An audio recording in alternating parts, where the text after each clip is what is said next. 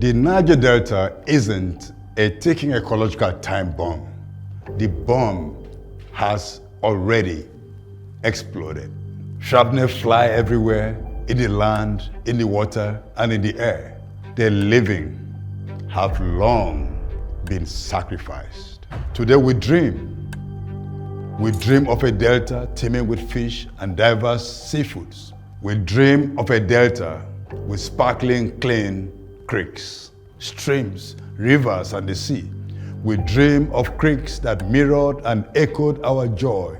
We dream of mangroves whose stately roots held our ground and brought us fish. We dream of days when we paddled to the tunes of beautiful songs. We dream of songs of health since replaced by songs of survival and death. 60 years ago, when oil was found in commercial quantities, there was joy and plenty of dreams sold on tales of shiny homes, hospitals, and schools, regaled with tales of the banishment of hunger and sundry value additions to our bustling harvest. We danced, celebrated, quaffed palm wine, and sacrificed some goats. We had no clue that we were next in line to be sacrificed. The footprint of oil had already been stamped on these shores, but that oil fight was over palm oil. With palm slap jaws and foreign merchants and mercenaries burnt down Akassa way back in 1895, as frontmen refused the middlemen and exploited the market with no sense of responsibility or accountability. Fast forward to 1995, and the gallows of the Port Harcourt prison swung and choked Ken Saro-Wiwa, a man of peace, and other top Ogoni leaders, and several more raped, maimed, sacked at the pleasure of the jackboots and the drillers, empowered by warlords that ultimately threw up warlords. The prophet decried the ecological assault on his community.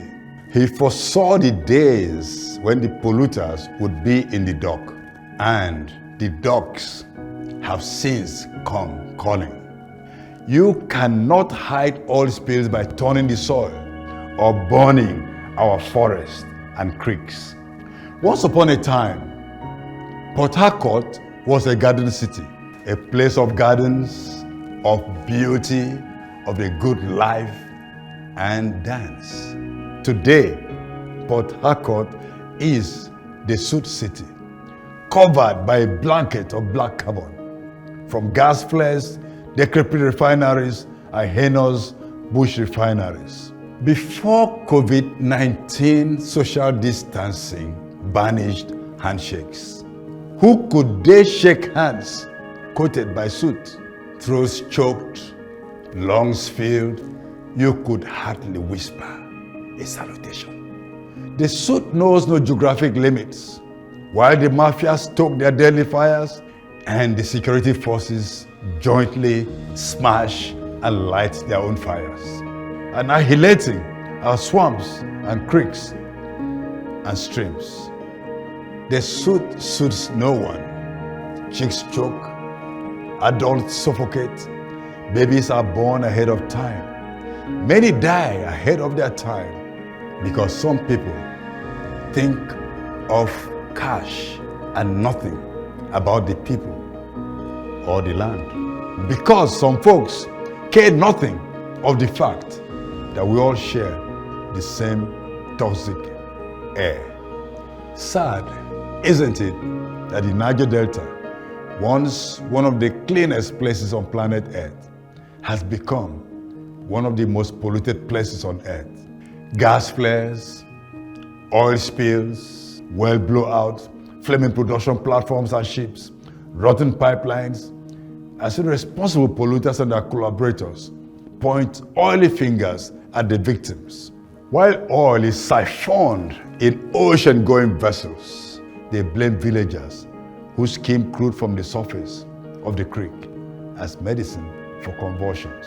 Welcome to the Niger Delta, where thanks for the exploitation of fossil fuels and crass neglect, funerals are now routine festivals as children become elders because pollution has stolen their parents. But dreams don't die when we dream awake.